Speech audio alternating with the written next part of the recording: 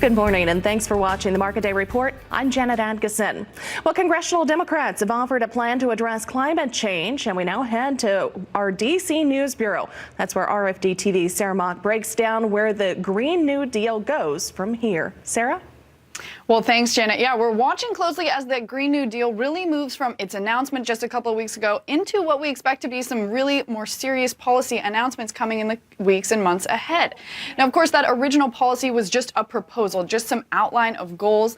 And the interesting thing about the last couple of weeks is we're really seeing ag participating in the discussion on kind of a broad level, particularly when it because of particular importance because ag only got a couple of sentences of mentions in the New Deal itself. So ag really kind of wading into the conversation.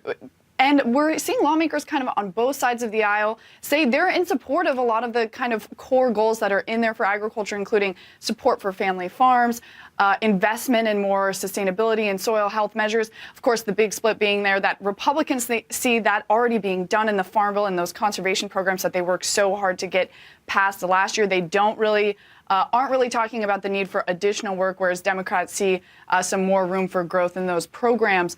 But I think the area where Republicans had a really solid argument against the Green New Deal is in their conversation about transportation, and particularly its effect not just on agriculture, but on rural communities in general. Of course, the Green New Deal talked a lot about a complete overhaul of the U.S. transportation system, involving kind of changes to the way that, everything from gas and fuel to car engines could work, and changing regulation. Not a lot on what that would mean exactly in terms of details, but folks like Joni Ernst got on the floor of the Senate and said, folks in rural America drive more. It's farther to the grocery store for those folks. So any policy that penalizes people for needing to drive more, for needing to transport more products like farmers do, for needing to drive combines, is really unfairly targeting rural America. So a lot of conversation outside of specifically the ag realm and out kind of getting its tendrils into just what it means to be rural and live in rural places in America, and what a Green New Deal could mean for that.